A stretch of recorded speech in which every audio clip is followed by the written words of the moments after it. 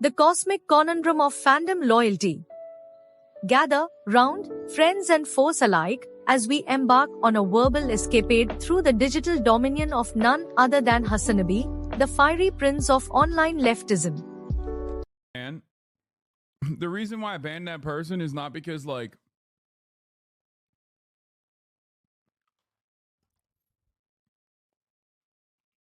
the reason why I banned that person is not because I'm in my feelings or whatever, okay? The reason why I banned that person is because he exhibits one of the most annoying tendencies of people on the left.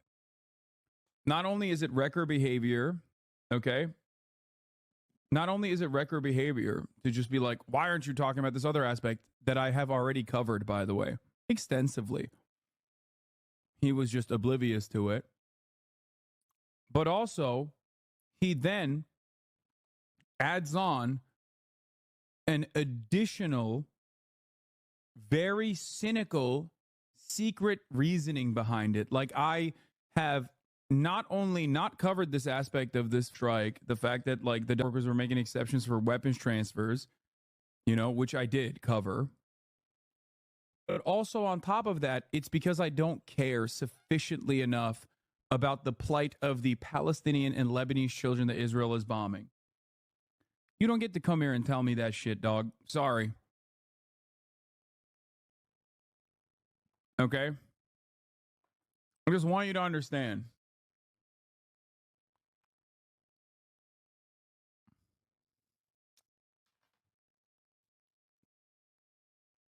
Annoying, not malicious? No, it is malicious. It's both annoying and malicious. The moment that you literally have made up your mind about me and you're claiming that I, like, don't openly care about something that is incredibly important to me, that is absolutely malicious.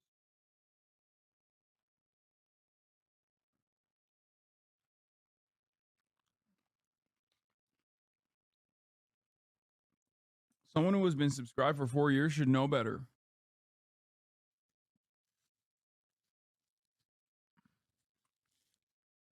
Especially so. So when I see, like, a long-term community member get that way, immediate mental illness. Can't have that in here. Now,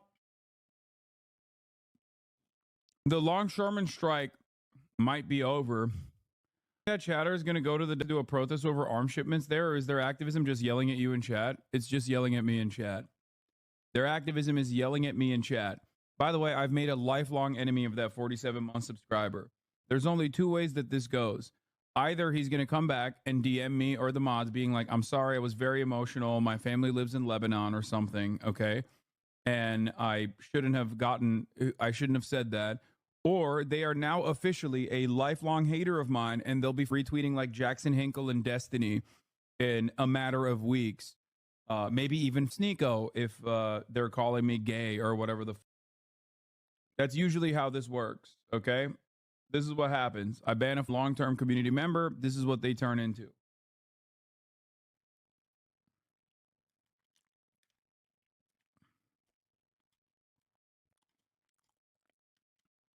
Point of view, you understand that you just chirped for no reason. You acted as emotional as well, though. I know. I am right now as well.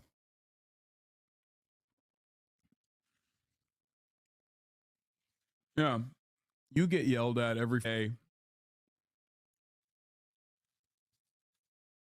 Nonstop.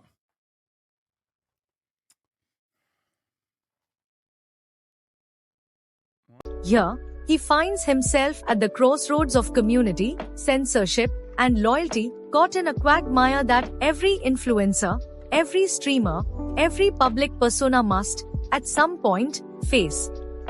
That age-old dilemma: what do you do with those toxic fans, the ones who morph from allies to antagonists faster than a caffeinated keyboard warrior can fire off a tweet? Let us not mince words. Hassan's ethos is clear.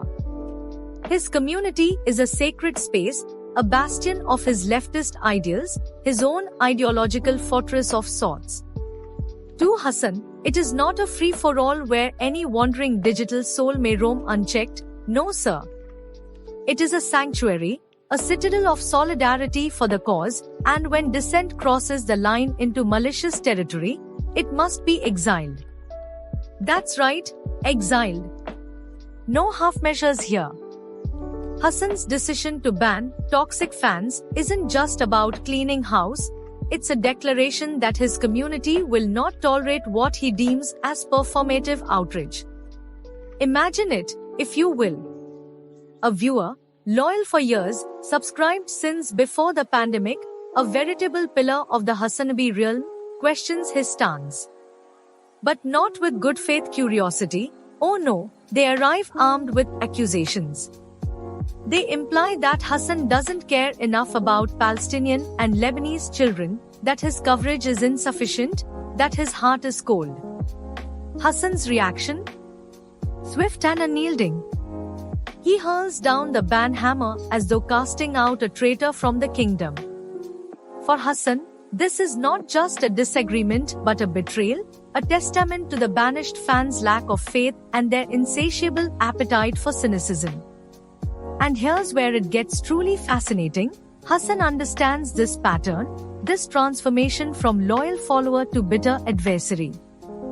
The minute he hits ban, he knows the metamorphosis has begun. Soon enough, that same viewer will morph into a fan of his detractors, aligning with those who stand against everything he espouses. They'll become devotees of destiny, maybe even Jackson Hinkle, forming alliances forged in mutual disdain. From long-term subscriber to active detractor, the cycle is as inevitable as a full moon in the midnight sky. But why, dear readers, does Hassan view this dissent as a personal affront? It's because, in his eyes, these critics represent something darker, a flaw in leftist online culture itself. These are the self-appointed purity testers, zealots of ideological correctness who demand from Hassan not just perfection, but purity of intent. They want absolute, unblemished allegiance to their version of leftism, their ideal of activism. They chirp and chide, as though a stream chat could determine the course of global justice. Hassan views their activism as hollow, their moral righteousness as a farce. And it doesn't stop there, friends. These purity warriors, in their attempt to shame Hassan, inadvertently prove his point. Their critique, filled with venom and self-righteousness, lacks the very empathy they claim to champion. Hassan sees it for what it is, performative anger masquerading as activism, a tempest in a teapot. They're not in the streets, they're not organizing, no, they're typing furiously from the comfort of their couches, convinced that lobbing critiques in a Twitch chat amounts to world-changing advocacy. The irony is not lost on Hassan. He sees the toxic fans' metamorphosis as an escape to the dark side of online discourse, where their newfound allegiance with his detractors fuels an unholy alliance. Soon enough, they'll echo the critiques of the very people they once opposed, finding solace in the echo chamber of their bitterness. It's a tale as old as time, an age-old formula. Disillusionment turns to anger, anger to resentment, and resentment to outright defection. And make no mistake, Hassan views this journey not just with exasperation but with a sense of almost tragic inevitability. To him, these former fans are now soldiers of spite, their allegiance switched to those who revel in contrarian takes and dubious alliances. He knows their new leaders, knows their methods, and knows that this trajectory rarely turns back. Once a fan crosses that line, they seldom return. This isn't merely Hassan's frustration with dissent, it's his disdain for an online culture that rewards outrage over understanding, contention over compassion. It's the curse of modern fandom. When you create a platform, you don't just attract supporters, you attract those waiting, lurking, eager to pounce at the first perceived slip. They see themselves as the arbiters of truth, the watchdogs of integrity, but Hasan knows better. He sees their venom for what it is, a misguided attempt to prove their own virtue. And so, as Hasan banishes these toxic fans, he steels himself for their inevitable journey to the arms of his rivals. He can practically hear the retweets, the bitter condemnations, the cries of betrayal that will soon litter his mentions. But he knows this game, knows that in wielding the ban hammer, he's not just protecting his community, he's setting a standard. To be a part of the Hasanabi community requires more than passive loyalty, it requires empathy, understanding, and a genuine commitment to collective progress. So here we are, friends, witnessing the digital gauntlet of Hasan's Twitch kingdom. With every ban, every ousted naysayer, Hasan sends a message: this is not the platform for purity politics or performative outrage.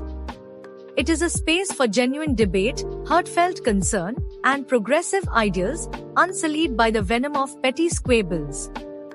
As we close this chapter, we recognize Hasan's firm stance as both a warning and a declaration. He knows the price of his decision, the transformation of fans into enemies, but he remains unyielding. For Hasan, there's no other way. He stands as a digital sentry, a guardian of his community's integrity, ready to swing the ban hammer if that's what it takes to keep his ideological sanctuary safe from the ravages of bitterness.